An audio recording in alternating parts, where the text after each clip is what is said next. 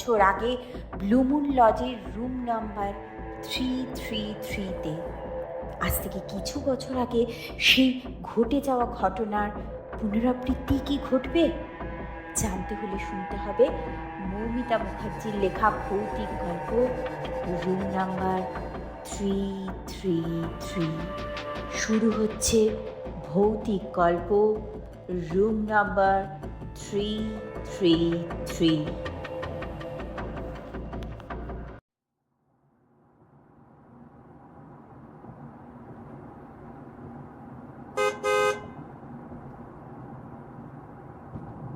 অনুষ্ঠান সেরে বেরোতে বেরোতে বেশ দেরি হয়ে গেল। ঘড়ির কাঁটা প্রায় 12টা ছুঁই ছুঁই। গাড়ির পিছনের সিটে ক্লান্তিতে মাথাটা এলিয়ে দেন পারমিতা। আজ সকাল থেকে বড্ড ধকল গেছে। এখন আর এত ধকল নিতে পারেন না, বড্ড কষ্ট হয় তার। বাইরের প্রোগ্রাম করাও অনেক কমিয়ে দিয়েছেন তিনি। খুবই বাছাই করা কিছু জায়গা থেকে আমন্ত্রণ আসলে আর সাম্মানিকের পরিমাণটাও বেশ ভালো না হলে তিনি তেমন একটা যান না। আর টাকার অঙ্কটা এতটাই বাড়িয়ে রেখেছেন পারমিতা যে ছোটখাটো জায়গা থেকে তাকে আমন্ত্রণ জানানো এক প্রকার অসম্ভব। কিন্তু যত টাকাই দিন না কেন পারমিতা এই বোলপুরের দিকটায় আসতেই চান না। এবারেও আসতেন না, কিন্তু এমন এক সংস্থা থেকে এবারে অনুরোধ এলো, আর মানা করতে পারেননি তিনি। দুর্গাপুর এক্সপ্রেসওয়ে দিয়ে দুর্বার গতিতে ছুটে চলেছে বিশিষ্ট সঙ্গীত শিল্পী ও বাংলা ছবির বিশিষ্ট সুরকার পারমিতা চট্টরাজের নতুন কেনা সাদা রঙের BMW। অন্যদিন এই অল্প বয়সী ড্রাইভারটি বেশ বকবক করতে থাকে।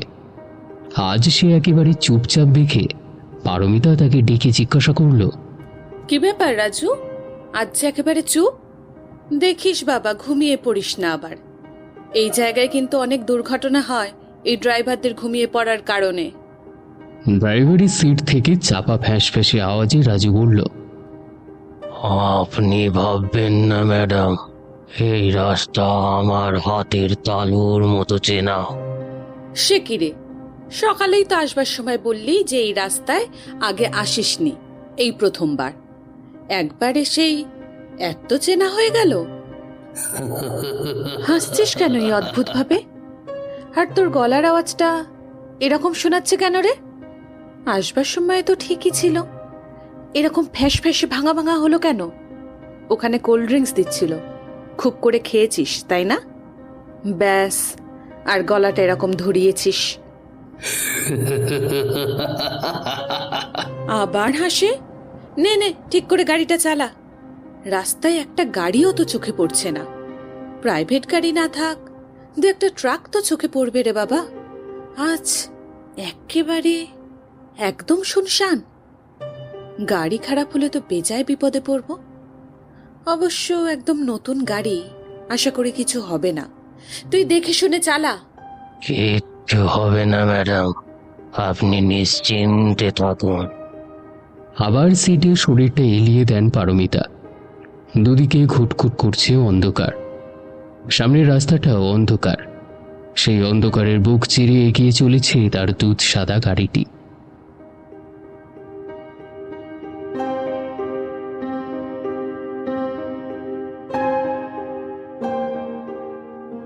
বোলপুর ঘিরে যে অনেক অনেক স্মৃতি, সেই কবেকার কথা। বিশ্বভারতীর ছাত্রী ছিল সে।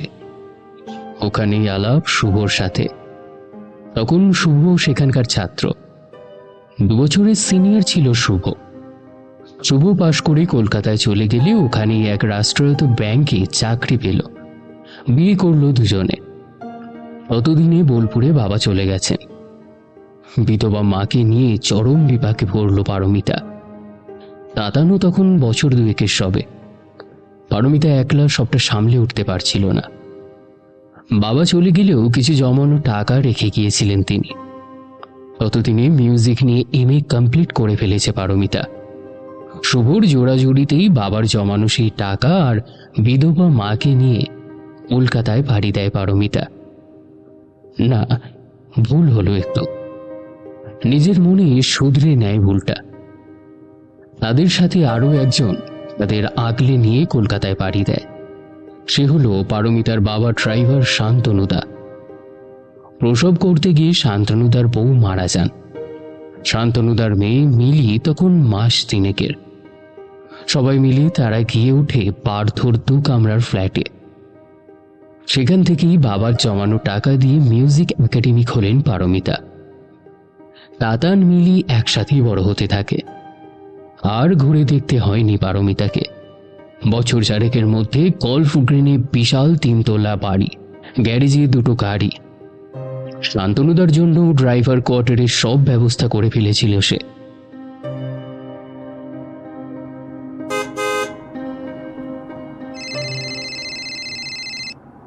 পারমিতার চমক ভাঙে মোবাইলের আওয়াজে। তাতান ফোন করেছে। আরে এ কি তো, এটাই তো তাতানের ফোন করার সময়। নিউ ইয়র্কে তো এখন সকালবেলা। রোজ এই সময়েই তাতান ফোন করে। ফোনটা রিসিভ করে পারমিতা। হ্যাঁ বেটা, বলো কেমন আছো? মাম্মাম, আমি কখন থেকে তোমাকে ফোন করছি, তুমি কি শুনতে পাচ্ছিলে না নাকি? ও মা, তাই নাকি? তাহলে চোখটা একটু লেগে গেছিল বেটা। তুমি তো জানো বেশি জার্নি করলে আমি এখন কিরকম টায়ার্ড হয়ে পড়ি। তার ওপর ওখান থেকে বেরোতেও একটু দেরি হয়ে গেল। পুরনো সবাই দেখা করতে এসেছিল। সে কি, তুমি এখনো বাড়ি ফেরোনি? স্টিল অন রোড নাকি? না, এখনো ফিরতে পারিনি, তবে চিন্তা করো না, ভোরের আগেই ফিরে যাব আমি। ইউ নো না মাম্মাম, আমার খুব অবজেকশন ছিল তোমার এই বোলপুর যাওয়াতে। তুমি ওখানকার নাম শুনলে কেমন যেন একটা ডিস্টার্ব হয়ে পড়ো। আসলে সুশান্ত জেঠু আর মিলির ওই রকম হওয়ার পর থেকেই তুমি এরকম করো। আজও আমি ভাবি যে কেন ওরা এরকম কাউকে না বলে ওখানে চলে গেছিল। মিলি তো আমার খুব ভালো বন্ধু ছিল, আমাকে একটিবারও কিছু জানালো না তো। ওসব কথা থাক না তাতান, পুরনো কথা মনে করে কষ্ট পেও না। যে যার কর্মফল ঠিক ভোগ করে। এসব নিয়ে আর চিন্তা করো না, তুমি পড়াশোনাতে মন দাও। হ্যাঁ মাম্মাম, তুমি ঠিক বলেছ, আমি আর ভাববো না। তুমিও কিন্তু এইসব নিয়ে আর ভেবো না। তুমি সাবধানে বাড়ি ফেরো, আর তুমি বাড়ি ফিরে আমাকে জানিও কিন্তু। শিওর বেটা। ফোনটা কেটে সিটে আবার মাথা এলিয়ে দেন পারমিতা। হঠাৎ তার চোখ যায় বাইরের দিকে। এরকম তো কখনো তিনি দুর্গাপুর এক্সপ্রেসওয়েতে দেখেননি। রাস্তায় মাঝে মধ্যে তো 2-1টা ধাবা দেখা যায়। এটা কোন রাস্তায় নিয়ে যাচ্ছে তাকে রাজু? খানিক উদ্বিগ্ন গলায় তিনি বলেন, কি রে রাজু, এটা কোন রাস্তায় নিয়ে যাচ্ছিস রে তুই আমাকে? এটা তো এক্সপ্রেসওয়ে মনে হচ্ছে না। এত সরু রাস্তা, একদম ঘুটঘুটে অন্ধকার। তুই রাস্তা ভুল করে কোথায় নিয়ে যাচ্ছিস? গাড়ি থামা, আমি নামবো, নেমে জিজ্ঞাসা করি কাউকে। কিন্তু এত রাতে কাউকেই তো দেখতে পাচ্ছি না। আমি ঠিক রাস্তাতেই যাচ্ছি ম্যাডাম। ওই রাস্তায় একটা অ্যাক্সিডেন্ট হয়েছে, তাই রাস্তা বন্ধ আছে। আমি ওখানেই খবর পেয়েছিলাম, তাই এই শর্টকাট রাস্তা ধরেছি। আপনি নিশ্চিন্তে বিশ্রাম করুন। নিশ্চিন্তে বিশ্রাম করুন বললেই হলো। হেডলাইটে যত দূর দেখা যাচ্ছে ঘুটঘুট করছে অন্ধকার। চারিদিকে কলা গাছের বন ছাড়ার কিছুই দেখছি না। এই কোন রাস্তা, কোথাকারই বা শর্টকাট? গাড়ি থামা শিগগির। কি সরু রাস্তা! বলছি তো ম্যাডাম, আপনি বিশ্রাম নিন। আপনাকে আমি ঠিক জায়গায় পৌঁছে দেব।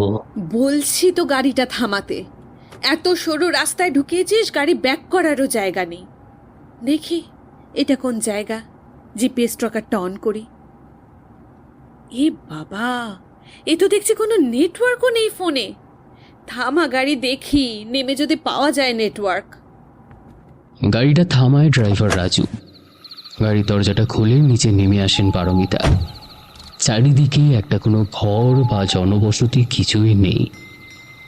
এই কোথায় এনে তুলেছে রাজু? বেশ রেগে গিয়ে তিনি বললেন, কে তোকে পাখামো করে শর্টকাট করতে বলেছে রে? ফাঁসিয়ে দিলি তো এই জঙ্গলে ঢুকিয়ে। আর তোকে বলে বলে টায়ার্ড হয়ে গেছি আমি যে রাজু, ড্রাইভারের ড্রেসের সাথে টুপিটাও পর। আজ যে একেবারে টুপিতে মুখ ঢেকেছিস, এবারে কি করবি তুই ভেবে দেখেছিস? আবার তার মধ্যে আরেক বিপত্তি, কেমন বিদ্যুৎ চমকাচ্ছে। বোধহয় বৃষ্টি আসছে। আপনি ভিতরে গিয়ে বসেন ম্যাডাম, আমি ঠিক আপনাকে নিয়ে যাব।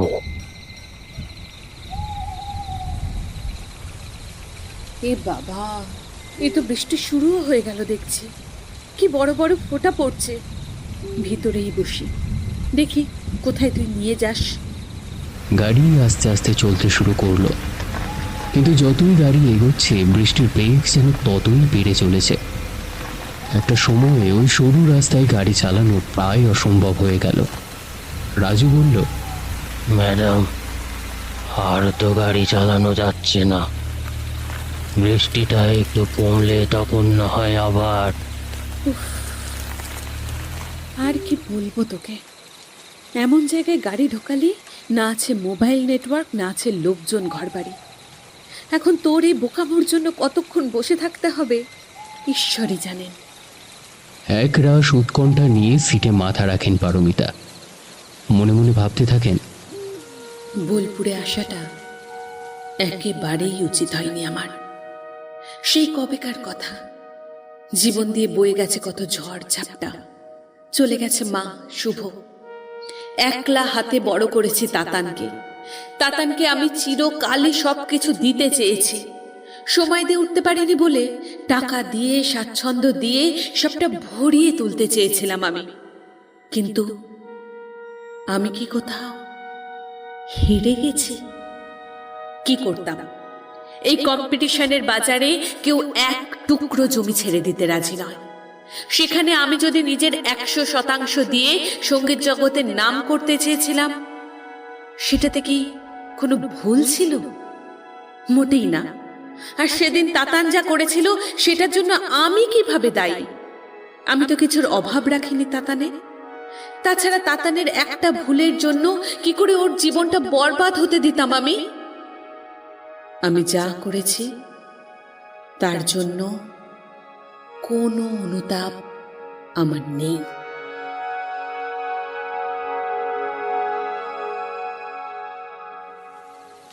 ম্যাডাম, রাজুর ডাকে চমক ভাঙে পারমিতার। বৃষ্টি তো থামেনি, বরং বেড়েছে খানিক। বিরক্তি নিয়ে সাড়া দেন পারমিতা। কি হয়েছে?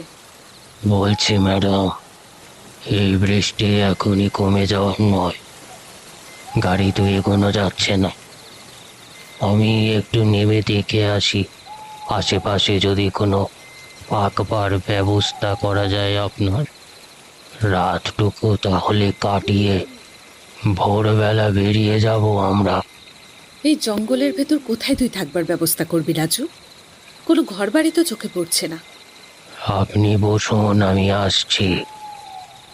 রাজু ওই মুষলধারে বৃষ্টির মধ্যে গাড়ির দরজা খুলে বেরিয়ে পড়ে। তাকে নিষেধ করার সুযোগটুকু পান না পারমিতা। মনে মনে উৎকণ্ঠায় দম বন্ধ হয়ে আসতে থাকে তার। এই কোন জায়গায় এসে ফেঁসে গেলেন তিনি? দূর দূর অবধি কেউ কোথাও নেই। এতক্ষণ তাও রাজু ছিল, এখন তো সেও নেই। এর মধ্যে কেউ যদি আসে, যদি কোনো ক্ষতি করতে চায়, কি করবেন তিনি? যা গয়নাগাটি টাকা পয়সা আছে সাথে সবটা দিয়ে দেবেন তিনি, কিন্তু তাতেও যদি রেহাই না দেয়, এখানকার স্থানীয় গুন্ডারা কতটা ভয়ানক হয় তার প্রমাণ তিনি কিছু বছর আগে খুব ভালোভাবেই পেয়েছেন। শুধু টাকা নিয়েই শান্ত হয় না তারা। আতঙ্কে খানিকটা খেপে উঠলেন পারমিতা। শাড়ির আঁচলটা ভালোভাবে গায়ে চড়িয়ে নিলেন তিনি। গাড়িটা স্টার্ট দিয়েই গেছে রাজু। গাড়ির এসিটা খুব বেশি ঠান্ডা হয়ে গেছে কি কেমন একটা কাঁপুনি লাগছে তার। বাইরে বৃষ্টিতে এসবটা ঝাপসা। হঠাৎ একটা জোরে বিদ্যুতের আলো আর তার সাথে ভীষণ জোরে একটা বাজ পড়ার আওয়াজ।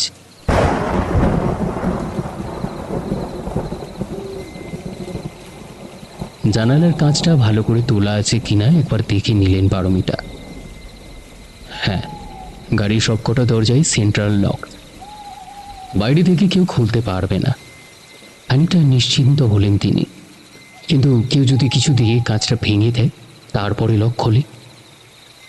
আর ভাবতে পারলেন না পারমিতা, আতঙ্কে চোখটা বন্ধ করে ফেললেন। কতক্ষণ সময় কেটে গেছে তা তিনি জানেন না। হঠাৎ তার মনে হলো তার পাশে কেউ এসে বসেছে।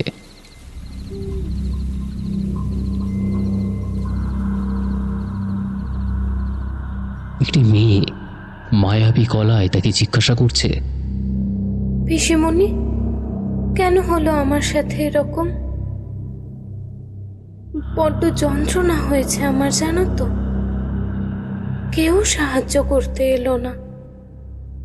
আজ তুমি এসেছো, দেখো তোমার সাথে কি হয়।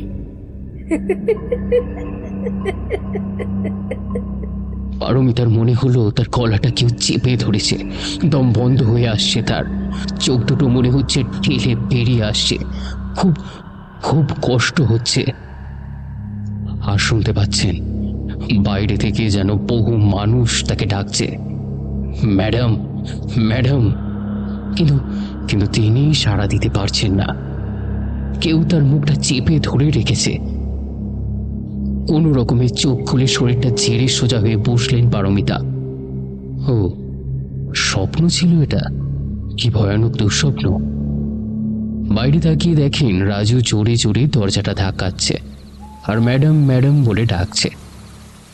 ও, তাহলে রাজুর ডাককেই তিনি বহু মানুষের ডাক ভেবে ভ্রম করছিলেন। ধরপড় করে উঠে বসেন পারমিতা। জানালার কাজটা খুলে সামান্য মুখ বাড়িয়ে জিজ্ঞাসা করেন, কি ব্যাপার রাজু, এতক্ষণ কোথায় ছিলি তুই? পাসনি তো কোনো থাকার জায়গা? আর তুই গাড়িতে না উঠে বাইরে থেকে অমন অদ্ভুতভাবে জানলা ধাক্কা দিচ্ছিলি কেন রে? ম্যাডাম, একটা থাকবার হোটেল পেয়েছি, এই এখান থেকে অল্প দূরে। এখানে হোটেল? হোটেল কোথায় পেলে এই জঙ্গলের ভেতরে? কোনো আলোও তো দেখতে পাচ্ছি না। এখান থেকে দেখতে পাবেন না, আপনি নেমে আসুন গাড়ি থেকে। ওখানেই শুনলাম পুরো রাস্তা বন্ধ আছে। দুর্গাপুর এক্সপ্রেস ওয়ে দিয়ে গেলেও হাটকেই থাকতে হবে। আপনি আসুন নেমে। এইসব অজপাড়া গায়ে কি যে হোটেল হবে বুঝতেই পারছি।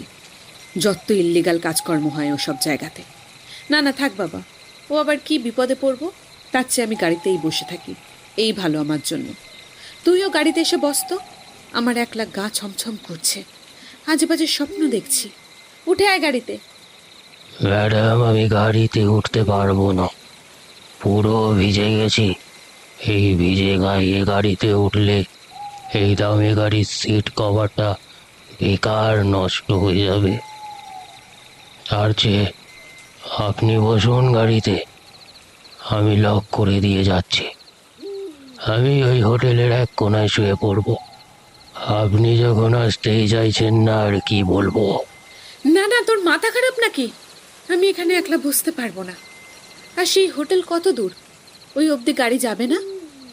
না ম্যাডাম, সামনে রাস্তা অনেক খারাপ হয়ে গেছে কাদায়। গাড়ির চাকা বসে গেলে খুব বিপদ হয়ে যাবে। খুব দূরে নয়, আসুন আপনি, এইটুকু হেঁটে চলে গেলেই হবে। বেশ, চল তাহলে। তাতান শুনলে ভারী রাগ করবে। ও একদম চাইনি আমি আজ এখানে আসি। মোবাইলটাতেও নেটওয়ার্ক নেই, কি যে করি। চল চল, ঝটপট চল। গাড়ি থেকে নেমে পড়েন পারমিতা। রাজু তার মাথায় ছাতা ধরে সেই কর্দমাক্ত পিচ্ছল পথ ধরে পারমিতাকে এগিয়ে নিয়ে চলেন সেই অজানা হোটেলের উদ্দেশ্যে। বৃষ্টির তোড় ক্রমশ যেন আরো বেড়েই চলেছে। জোরে জোরে শব্দ করে বাজ পড়ছে। এই বৃষ্টি রাজুর ওই ছোট্ট ছাতাটাতে আটকাচ্ছে না, ভিজে যাচ্ছেন পারমিতা। মিনিট 10 চলার পরে বেশ বিরক্তি নিয়ে পারমিতা বলেন, কি ব্যাপার রে রাজু, তুই যে বললি কাছেই হোটেল, কোথায় হোটেল? আমি তো দেখতে পাচ্ছি না কোনো হোটেলের চিহ্ন। এই আর শহরের মতন বিশাল নয় ম্যাডাম, এটা একটা ছোটখাটো লজ। এই যে এদিকে আসুন, এই সেই লজ। সেই সময়ে সশব্দে একটা বাজ পড়ে আর সেই আলোতে পারমিতা দেখতে পান একটা ভাঙা চোরা দোতলা বাড়ি। সাইনবোর্ডটাও যেন ঝুলছে, নামটাও ঠিকমতো পড়া যাচ্ছে না। শুধু শেষ কটা অক্ষর অস্পষ্টভাবে আলোতে দেখতে পেলেন পারমিতা। Moon lodge. মনের আগেও কোনো শব্দ ছিল, বোঝা যাচ্ছে না। মনে হচ্ছে এই সাইনবোর্ডটাও হোটেলের দৈন্যদশার নীরব স্মৃতি বহন করে চলেছে। প্রায় জরাজীর্ণ দরজা পেরিয়ে পারমিতার লজের ভিতরে ঢোকেন। সামনে একটা ডেস্ক। পারমিতা বুঝলেন ওইটা হয়তো এই লজের রিসেপশন ডেস্ক। সেখানে একজন লোক পিছন ঘুরে বসে আছে। ভারী অদ্ভুত লাগে পারমিতার। লোকে তো রিসেপশনে ডেস্কের সামনের দিকে ঘুরে বসে, এ পিছন ফিরে কেন বসে? রাজু এগিয়ে গিয়ে কিছু বলতেই লোকটা সামনে না ফিরেই রাজুর হাতে একটা চাবি দিয়ে দেয়। মোমবাতির নিভু নিভু আলোয় চারিদিকটা যেন আরও রহস্যময় হয়ে উঠেছে। পারমিতা রিসেপশনের লোকটাকে জিজ্ঞাসা করেন, মোমবাতি কেন? ঝড় বৃষ্টিতে লোডশেডিং হয় নয় বুঝলাম, লজ খুলেছেন, একটা জেনারেটরের ব্যবস্থাও করেননি? আমারই ভুল, এই জঙ্গলের ভেতরে আবার জেনারেটরের আশা করছি আমি। রিসেপশনের লোকটা কোনো উত্তর করে না। যেভাবে বসেছিল ঠিক তেমনভাবেই বসে থাকে। রাজু তড়িঘড়ি করে এগিয়ে এসে বলে, ম্যাডাম, এদের সাথে বেশি কথা না বলাই ভালো। এই দুর্যোগে একটা মাথা গোঁজার জায়গা পাওয়া গেছে, এটাই অনেক বড় কথা। আসুন, আপনি আমার সাথে আসুন। আমি আগে এসেই দেখে গেছি ঘর। আপনাকে আমি নিয়ে যাচ্ছি ঘরে, আপনি একটু বিশ্রাম নিন। পারমিতা আর কথা না বাড়িয়ে রাজুর পিছন পিছন চলতে থাকে। রিসেপশন থেকে একটু এগিয়ে ডান দিকেই একটা সিঁড়ি উঠে গেছে। রাজু সেই সিঁড়ি দিয়ে পারমিতাকে নিয়ে চলল। রাজুর হাতে ধরা মোমবাতিটা মাঝে মাঝে দমকা হাওয়াতে প্রায় নিভে যেতে চাইছে, কিন্তু অদ্ভুত কায়দায় প্রত্যেকবারই রাজু বাঁচিয়ে নিচ্ছে। সিঁড়ি দিয়ে উঠে একটা ছোট করিডোর ধরে রাজু সামনের দিকে এগিয়ে চলল। মোমবাতির আবছা আলোতে পারমিতা দেখেন লজের দেওয়ালগুলো কেমন যেন কালো কালো হয়ে রয়েছে। করিডোরের একদম শেষ প্রান্তে একটি ঘরের সামনে গিয়ে রাজু থামল। চাবি দিয়ে তালা খুলে বলল,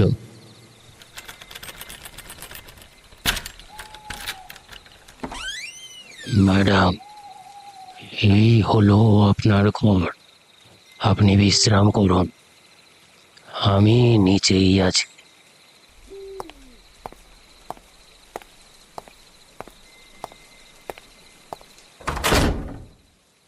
ঘরটায় একবার চোখ বুলিয়ে নিলেন পারমিতা। ঘরের অবস্থাও তথৈবচ। অবশ্য এর থেকে ভালো কিছু আশা করেননি তিনি। মোমবাতির নিভু নিভু আলোতে দেখলেন ঘরের একপাশে একটা খাটপাতা আর ওপরে একটা চাদর। এক কোনায় একটা টেবিল আর চেয়ার। পারমিতা টেবিলের ওপরে ব্যাগটা রাখলেন। মোবাইলটা বার করে দেখলেন। হতাশ হয়ে বলে উঠলেন, না, এখনো কোনো নেটওয়ার্ক নেই। ভোরের মধ্যে আর কলকাতা পৌঁছাতে পারবো না। তাতানটা বড্ড চিন্তা করবে, কিন্তু ওকে খবর দেওয়ারও তো কোনো উপায় দেখছি না। এত হেল্পলেস লাগছে। একটু ওয়াশরুম যাওয়ার দরকার ছিল, কিন্তু রুমের অ্যাটাচ তো কোনো ওয়াশরুম দেখছি না। তাহলে বোধহয় সব বোর্ডারদের জন্য কমন ওয়াশরুম হবে। কিন্তু এভাবে কোথায় খুঁজবো আমি? রাজুকে ডাকবো একবার? না, থাক, ওকে ডাকতে গেলেও তো আবার নিচে যেতে হবে। তাছাড়াও কোথায় আছে সেটাও তো জিজ্ঞাসা করা হলো না। এই অদ্ভুতুরে জায়গায় একলা না বেরানোই ভালো। ভালো করে দরজাটা আটকে খাটের মধ্যে একটু শরীরটা এলিয়ে দিই। এই তো 2:30 বেজেই গেল। আর কিছুক্ষণের মধ্যেই ভোর হয়ে যাবে। ভোর হলে বৃষ্টিটা একটু থামলেই বেরিয়ে যাব। আর এক্সপ্রেসওয়েতে উঠে গেলে নেটওয়ার্কও পেয়ে যাব। একটু চোখে মুখে জল দিতে পারলে ভালো লাগতো। এত স্ট্রেস গেছে, প্রেশারটাও মনে হচ্ছে বেড়েছে। একটু ঘাড়ে জল দিলে স্বস্তি পেতাম। পারমিতার সাথে আনা জলের বোতলটা থেকে একটু জল নিয়ে চোখে মুখে একটু করে ছিটিয়ে দিলেন।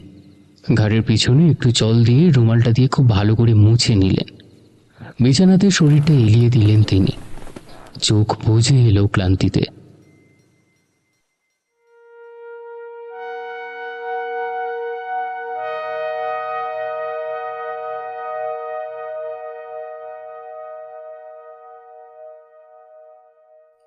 কি বলছো কি তুমি সুশান্ত দা? এটাও কি সম্ভব? তো তুমি নিশ্চয়ই মিথ্যে বলছো। অন্য কারো দোষ আমার তাতানের ঘাড়ে চাপাবে না বলে দিলাম। না দিদি, অন্য কারোর দোষ কেন চাপাবো আমি তাতান বাবুর ঘাড়ে? হ্যাঁ, আমার মিনিমা আর তাতান বাবু কি আলাদা বলো তো? কোলে পিঠে করে মানুষ করেছি তাকে। এক কথায় আমার ঘর বাড়ি ছেড়ে তোমাদের সাথে এই অজানা শহরেও চলে এসেছি। তোমরা ছাড়া আমাদের আর কে আছে বলো দেখি? এখন তো দেখছি সবটাই ভাঁওতা। মিলিকে আমি কখনো ড্রাইভারের মেয়ে বলে মনেই করিনি। ভালো স্কুলে পড়িয়েছি, ভালো কলেজে অ্যাডমিশন করিয়েছি, এই তার প্রতিদান দিলে তোমরা? আমি জানতাম না দিদি যে মিলিমা আর তাতান বাবুর মধ্যে এই সম্পর্ক রয়েছে। জানলে বহু আগেই তাকে সরিয়ে নিতাম। না না, আমি কিচ্ছু জানি না। এসব আমি আর এক বর্ণ বিশ্বাস করি না। যে বিপদ ঘটিয়েছে তোমার মেয়ে, তার উপায় কি হবে এখন সেটাই বলো সুশান্তদা। আমি ডাক্তারের কাছে নিয়ে গিয়েছিলাম গো দিদি। ডাক্তার দিদি বলেছেন অনেক দেরি হয়ে গেছে, আর বাচ্চাটা নষ্ট করা যাবে না। এখন কি হবে দিদি আমি নিজেই বুঝে উঠতে পারছি না, তাই তোমার কাছে এলাম।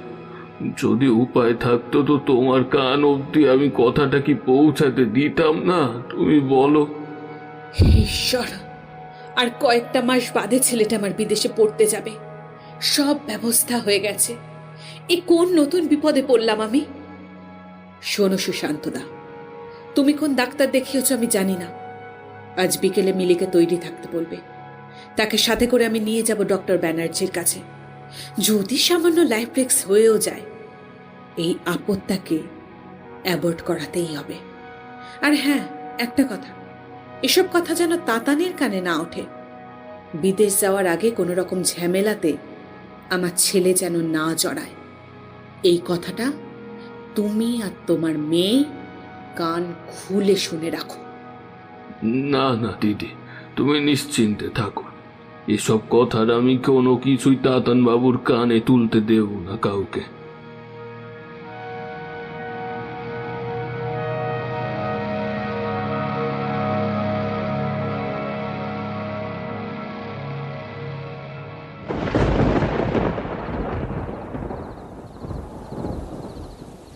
খুব জোরে শব্দ করে একটা বিকট বাজের আওয়াজে ঘুমটা ভেঙে যায় পারমিতার।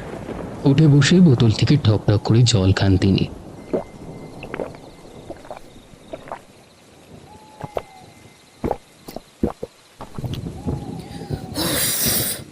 সেই দুঃস্বপ্নগুলো কিছুতেই যেন পিছু ছাড়ে না। 3টে বছর কেটে গেছে সেই ঘটনার, আর সেই সময় যা করেছিলাম আমি, সেটা করা ছাড়া আর কোনো উপায় ছিল কি? কেন সব সময় দুঃস্বপ্নের মতো সেই দিনগুলো আমাকে তাড়া করতে থাকে? দেখি তো বৃষ্টিটা একটু কমেছে কিনা। না, সেই একইভাবে হয়ে যাচ্ছে। কিন্তু এরকম এত বৃষ্টির তো কোনো ফোরকাস্ট ছিল না, জানলে বেরাতামই না। ও বাবা, সবে 3:15 বাজে। 8 ঘন্টার ডেরেকের মধ্যেই নিশ্চয়ই ভোর হয়ে যাবে। ভোর হয়ে গেলেই এখান থেকে বেরোতে হবে। জায়গাটা মোটেই খুব একটা সুবিধার নয়। নেহাত বিপাকে পড়ে এখানে আসা। আর একটু শুয়ে নি। এপাশ ওপাশ করতে করতে আবার চোখ বুজে আসে পারমিতার।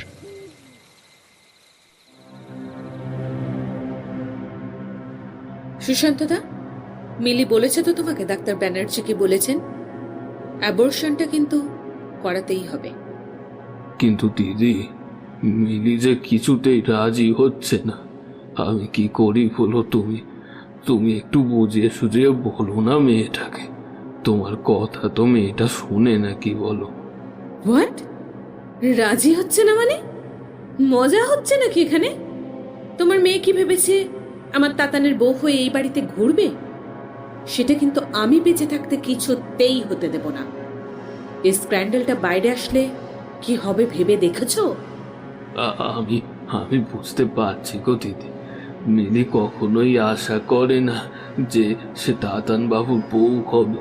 তুমি একটু বুঝিয়ে বলো, ও নিশ্চয়ই শুনবে।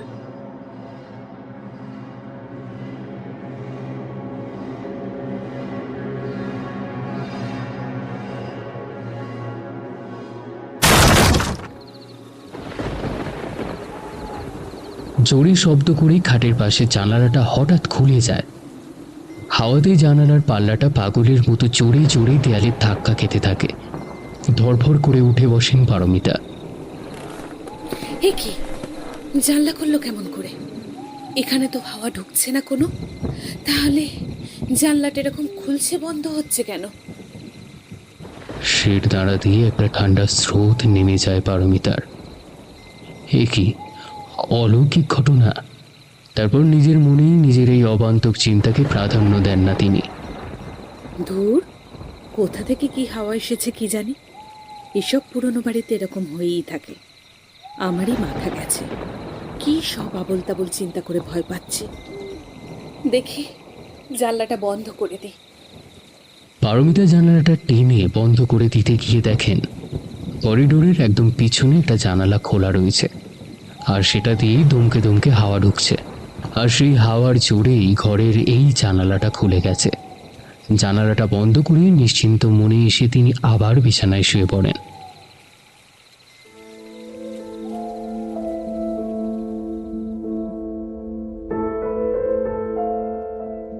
কিরে মিলি, তুই নাকি বলেছিস এই অ্যাবর্শনে তুই রাজি নস?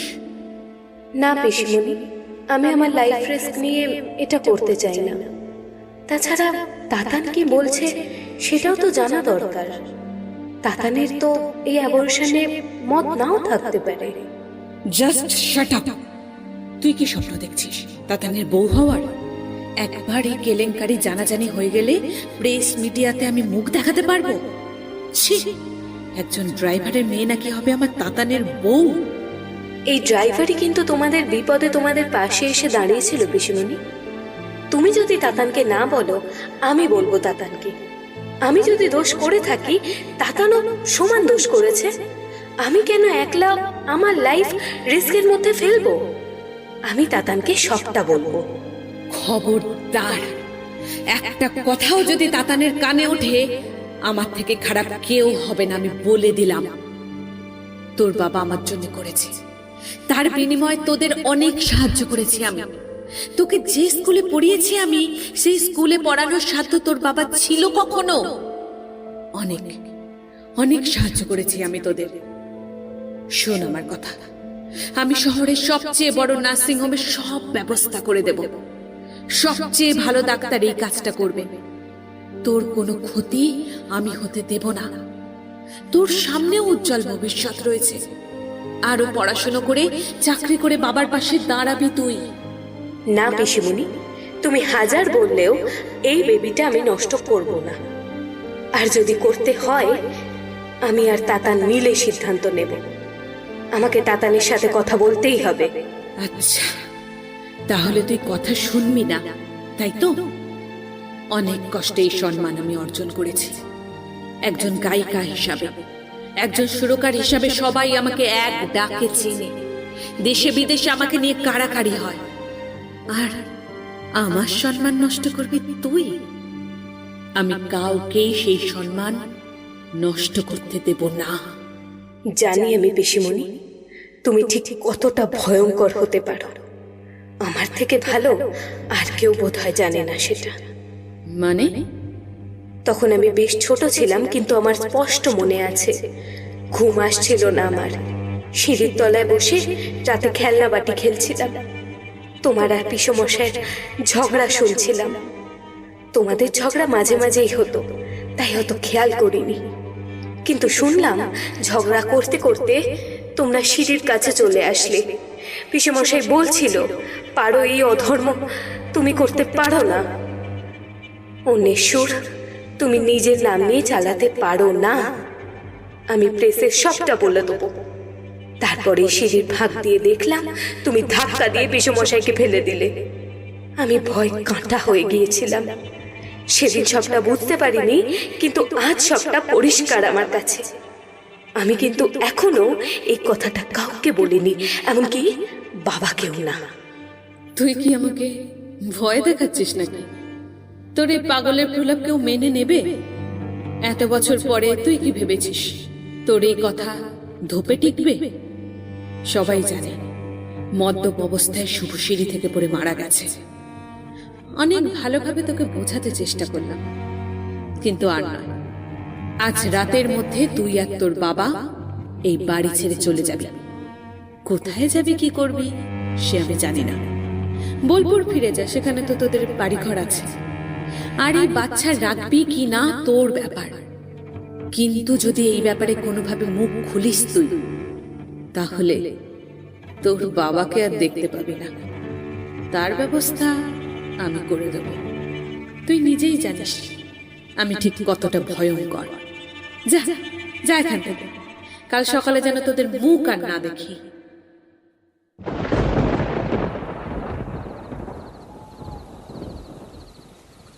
অজানা কারণে রুমটা ভেঙে যায় পারমিতার। ঠান্ডা হাওয়া কোথা থেকে আসছে? একি, জানলাটা তো আমি নিজে হাতে বন্ধ করেছিলাম, খুলে গেল কি করে? নিজের হাতে ছিটকিনি দিয়েছিলাম। ওইটা কে দাঁড়িয়ে ওখানে? ওই আবছা ছায়া মূর্তি। কে কে ওখানে? কে কে ওখানে? সামনে এসো। হাড় হিম করা মেইলি হাসির আওয়াজ চারিদিকে ভরে যায়।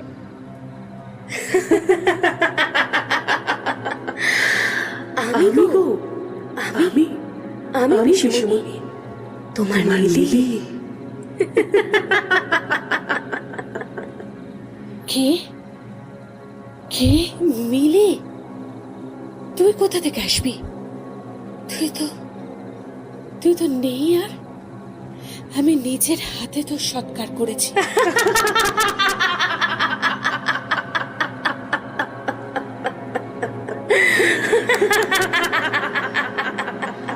ধীরে ধীরে সেই আবছা মূর্তিটা মিলিয়ে যায় হাওয়াতে।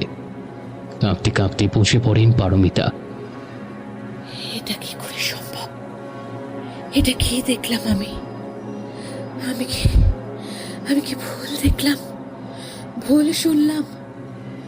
মিলি সে তো মরে গেছে কবেই। তার ব্যবস্থা তো আমি নিজে করেছি, আর সেটা না করে কোনো উপায়ও তো ছিল না। কারণ মিলি সবটা জেনে গিয়েছিল। ওর কথার মধ্যে প্রচ্ছন্ন হুমকি লুকিয়েছিল, কিন্তু আমি তো শুধু ওকে মেরে ফেলার হুকুম দিয়েছিলাম। বাকিটা যা হয়েছে তা তো আমার হাতে ছিল না। আবারও সেই আচ্ছা ছায়ামূর্তি রক্ত হাসিতে সারা ঘর কেঁপে ওঠে, কিন্তু এবার সেই ছায়ামূর্তি আর বাইরে নেই, একেবারে পারমিতার মুখোমুখি। কি বিভৎস রূপ! সারা মুখ থেকে রক্ত ঝরে ঝরে পড়ছে, সারা শরীরটা নখের আঁচড়ে আর দাঁতের দাগে ভরে রয়েছে। শরীরে এক বিন্দুও কোনো কাপড় নেই। সম্পূর্ণ বিবস্ত্র অবস্থায় আঁচড়ানো কামড়ানো এক পৈশাচিক নারী মূর্তি পারমিতার সামনে দাঁড়িয়ে আছে।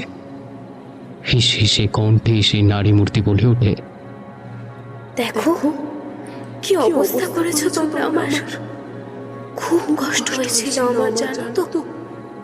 ওই নরপিশাচগুলো যখন আমার শরীরটা আছড়ে কামড়ে খুব খাচ্ছিল, যন্ত্রণায় আমার সারাটা শরীর দুমড়ে মুচড়ে যাচ্ছিল। আমি টের পেলাম আমার বাচ্চাটা আস্তে আস্তে আমার শরীর থেকে রক্ত ধারা হয়ে বেরিয়ে গেল। যন্ত্রণায় আমার প্রাণটা হয়তো তখনই বেরিয়ে গেছিল। তারপরে ওরা আমাকে ছাড়েনি। তারপরেও আমার শরীরটা নিয়ে উল্লাসে মেতেছিল ওরা সবাই। এটাই তো চেয়েছিলে তুমি, তাই না? না না, আমি চাইনি এসব। আমি শুধু চেয়েছিলাম যাতে তোকে ওরা রাস্তা থেকে সরিয়ে দেয়। আমার তাতানের জন্য আমি এটা চেয়েছিলাম, কিন্তু ওরা যে তোকে ওইভাবে অত্যাচার করবে সেটা আমি ওদের করতে বলিনি, বিশ্বাস কর। পরে আমি যখন জানতে পারি সবটা, আমি প্রতিবাদ করেছিলাম। প্রতিবাদ? ঠিক তুমি যেখানটায় বসে আছো ওইখানটায় ওরা আমাকে দগ্ধে দগ্ধে মেরেছে। ওই ওই দেখো, এখনো বিছানার চাদরে কেমন চাপ চাপ রক্ত লেগে আছে। দেখেছো পিসিমণি? ওই দেখো, তোমরা তোমরা তোমাদের হাতও কেমন রক্তের লাল হয়ে উঠেছে। এত রক্তের দাগ নিয়ে তুমি কেমন করে বাঁচবে বলো তো? তাই আজ আমরা এসেছি তোমাকে মুক্তি দিতে। তুমিও চলে এসো পিসিমণি আমাদের সাথে, আমরা সবাই একসাথে থাকবো। চলে এসো পিসিমণি, এসো এসো বলছি। আমাকে ছেড়ে দে মিলি, আমাকে যেতে দে এখান থেকে। কোথায় যাবে পালিয়ে? এটাই তো সেই ব্লু মুন লজের রুম নাম্বার 333। মনে পড়ছে তোমার? এই সেই রুম নাম্বার 333।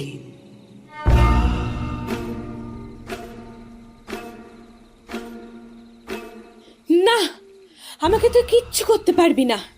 নিচেই আমার ড্রাইভার অপেক্ষা করছে আমার জন্যে। আমাকে কিচ্ছু করতে পারবি না। আর্তনাদ করতে করতে রুম নাম্বার 333 থেকে দৌড়ে বেরিয়ে আসেন পারমিতা। কিন্তু কোন দিকে যেতে হবে মনে নেই তার। এলোপাথারি ছুটতে থাকেন তিনি। কোথায় সিঁড়ি, কোথায় কি, সব রাস্তা যে বন্ধ হয়ে যাচ্ছে। সব রাস্তা ঘুরে ফিরে আসছে সেই রুম নাম্বার 333-এর দিকে। অন্ধকারে পাগলের মতো এদিক ওদিক ছুটতে থাকেন পারমিতা। ঠিক এমনই সময় পিছন থেকে ডাক আসে, কে খুঁজছেন ম্যাডাম? এই যে রাজু, কোথায় এসে পড়েছি আমরা? আমাকে বাঁচা তুই, বেরিয়ে চল এই অভিশপ্ত জায়গা থেকে। ওরা ওরা আমাকে মেরে ফেলবে রে। চল চল, পালাই আমরা। পালাবার সব পথগুলো যে বন্ধ হয়ে গেছে দিদি। আগে যে আমাদের সাথে এবার থেকে এখানেই থাকতে হবে গো। আমার বড্ড কষ্ট হয়েছিল মেয়েটাকে ওইভাবে মেরে ফেললে দিদি তুমি। হ্যাঁ, আমার সহ্য করতে পারলাম না। বাড়িতে গিয়ে ঝুলে পড়লাম ফ্যানের সাথে। তারপর থেকে বেশ আছি বাপ বেটিতে, আর কোনো ভয় নেই, দুশ্চিন্তা নেই। আমরা শুধু অপেক্ষা করছিলাম আজকের দিনটা। এই সেই ব্লু মুন লজ আর সেই রুম নাম্বার 333। ইস দিদি, তোমার তো সারা শরীরে রক্ত লেগে আছে।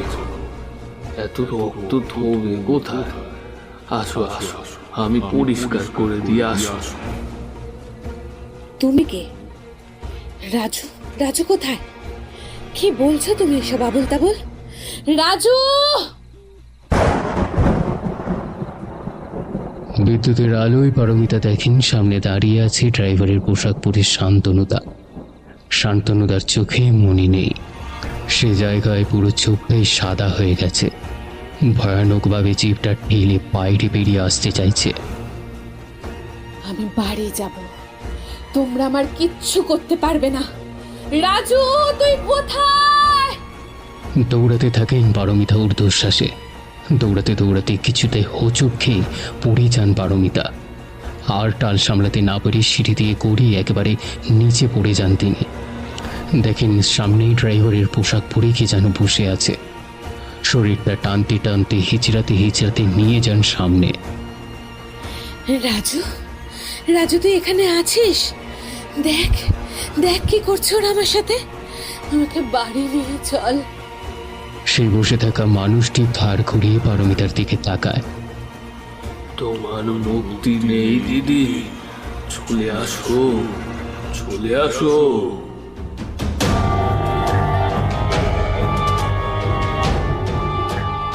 পারমিতা চিৎকার করে ওঠেন, কিন্তু সেই ব্লু মুন লজে সেই চিৎকার শোনার জন্য জীবিত যে কেউ নেই সেটাও উনি তখন বুঝে উঠতে পারেন না। হঠাৎ তার খেয়াল হয় রিসেপশনে একজনকে বসে থাকতে দেখেছিলেন। সারা শরীরের শেষ রক্তবিন্দুকে একত্রিত করে কোনো রকমে উঠে দাঁড়ান পারমিতা। বাঁচতে তাকে হবে, বাঁচার জন্য কি মরিয়া চেষ্টা। এগিয়ে যান রিসেপশন ডেস্কের কাছে। ওই তো বসে আছে একটা মানুষ, এখনো পিছন করেই বসে আছে, কিন্তু আছেন তো। একরাশ ভরসা আর বেঁচে থাকার মরিয়ার চেষ্টা নিয়ে পা টেনে টেনে পারমিতা এগিয়ে যান রিসেপশন ডেস্কের দিকে। শুনছেন? এই যে শুনছেন, দেখুন না, ওরা আমাকে মেরে ফেলতে চাইছে। আমাকে বাঁচান আপনি। শুনছেন? শুনতে পাচ্ছেন? পারমিতার ডাকে এবারে আস্তে আস্তে সেই মানুষটি সামনের দিকে ফেরেন। তাকে দেখে চমকে ওঠেন পারমিতা, আর্তনাদ করে ওঠেন। এ কি শুভ, তুমি তো বহুদিন আগে। কি ভেবেছিলে ভালো? এইভাবে একের পর এক মানুষকে সরিয়ে দিয়ে তুমি ভালো থাকবে? তা তো হবে না।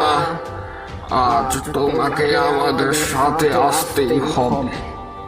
দেখো, এখানে তোমার কোনো কষ্ট হবে না। আমি আছি, মিলি আছে, সুশান্তদা আছে, সবাই মিলে তোমার খেয়াল রাখবো। খেয়াল যে রাখতেই হবে।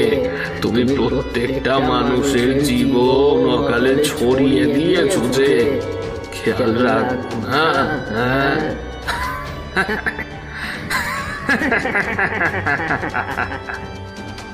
শুভ, এটা হতে পারে না। আমাকে ছেড়ে দাও তোমরা। আমি যা কিছু করেছি সবটা তাতানের জন্য।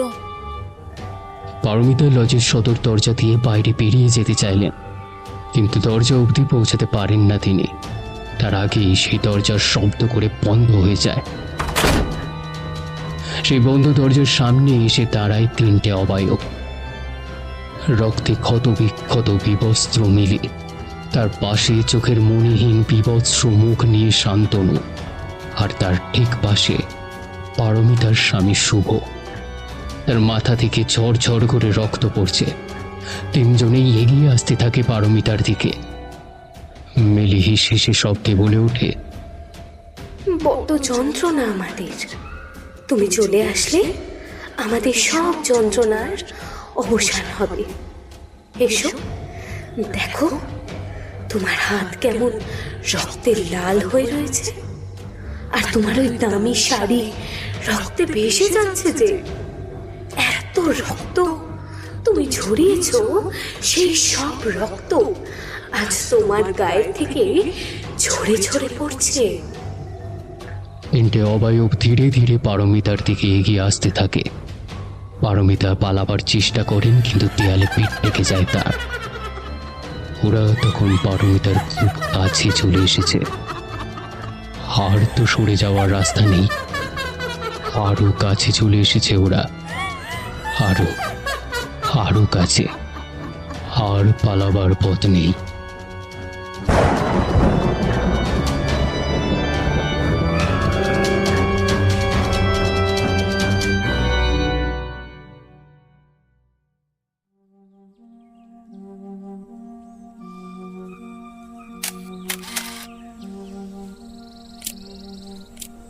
বোলপুরের দাসপুর গ্রাম সকাল থেকেই সরগরম।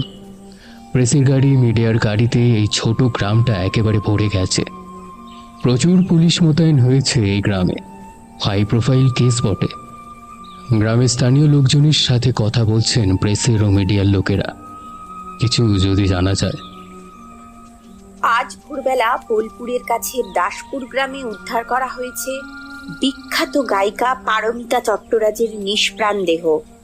আর ঘটনাস্থলের কিছু দূর থেকে উদ্ধার হয়েছে তার নতুন দুধসাদা BMW গাড়ি। প্রাথমিক তদন্তে আন্দাজ করা যাচ্ছে কার্ডিয়াক অ্যারেস্টের ফলেই তার মৃত্যু হয়েছে। নিশ্চিতভাবে জানা যাবে পোস্টমর্টেমের পরে। পারমিতা দেবীর দেহ নিয়ে যাওয়া হয়েছে বোলপুর সদর হাসপাতালে। এই ব্লু মুন লজে বিখ্যাত গায়িকা পারমিতা চট্টরাজ কেন এসেছিলেন কিছু আন্দাজ দিতে পারেন? আমরা শুনেছি কালুনি বোলপুরে একটা অনুষ্ঠানে এসেছিলেন। সেই অনুষ্ঠান কভারও করেছি আমরা, কিন্তু কলকাতায় না ফিরে এখানে কেন? আমরা কথা বলে নেব স্থানীয় বাসিন্দাদের সাথে। দেখুন দিদি, আমরা গ্রামের লোক।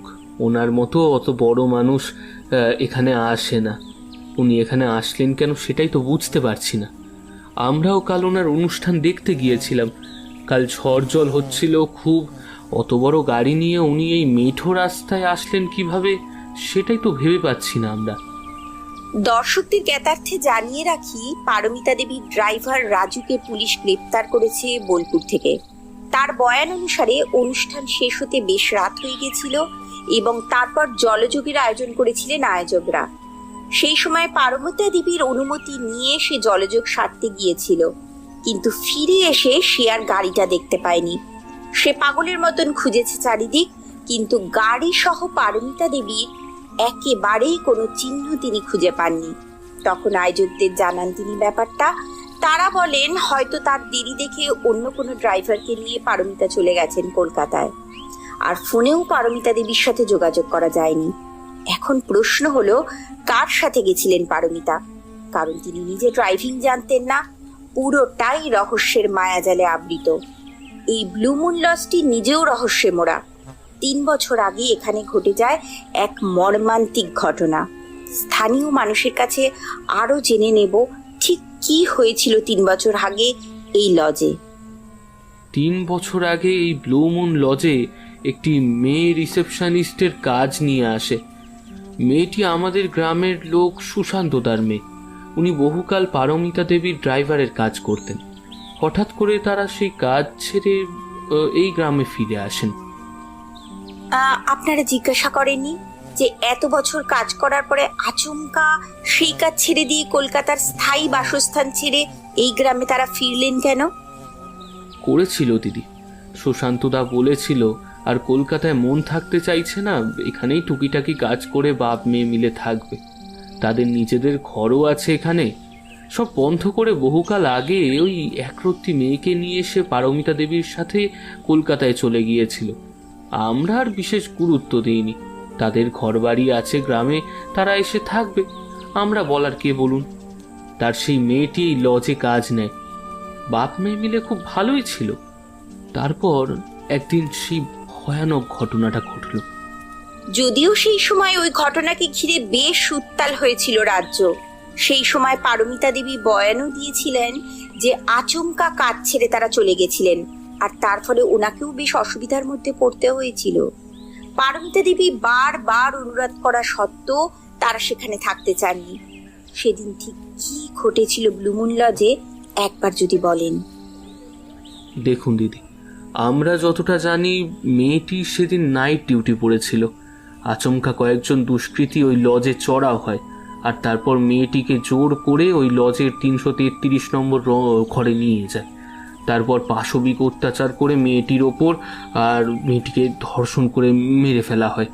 সেই শোক সামলাতে না পেরে আমাদের সুশান্তদা পরদিন গলায় দড়ি দেয়।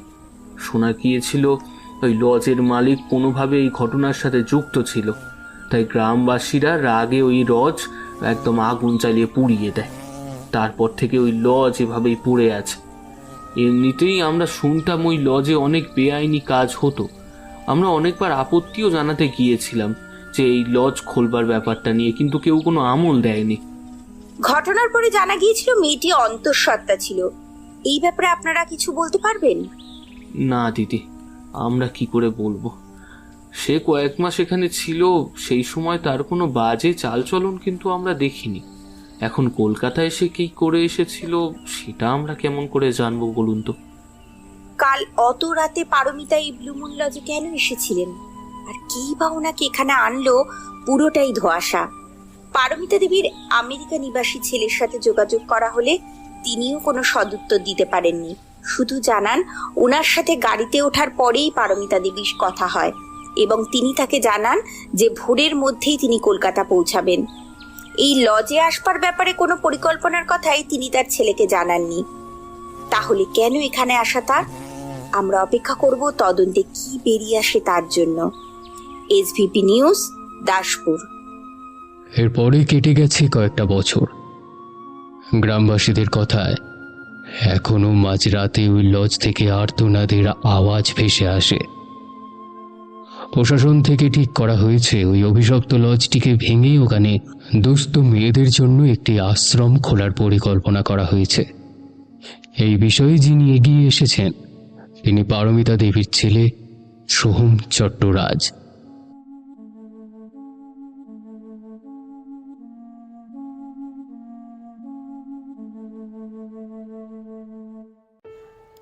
এতক্ষণ তোমরা শুনলে মৌমিতা মুখার্জির লেখা ভৌতিক গল্প রুম নাম্বার 333।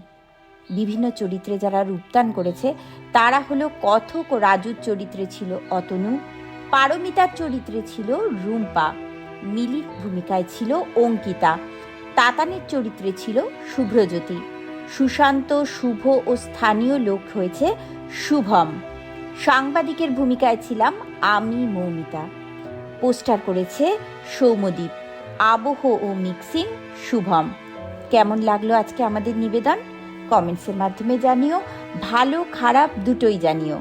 আর যারা এখনো সাবস্ক্রাইব করনি, শুধু গল্প শুনেছো, একটু টুক করে সাবস্ক্রাইব করে দিও।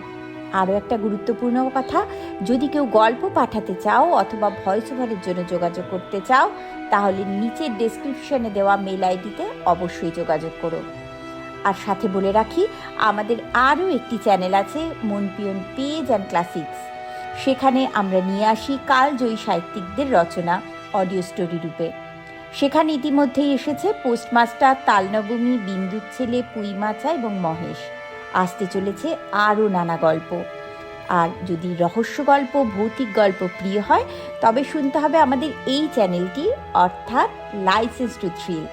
আজ তাহলে এইটুকুই, আবার ফিরবো খুব তাড়াতাড়ি জমজমাট একটা গল্প নিয়ে।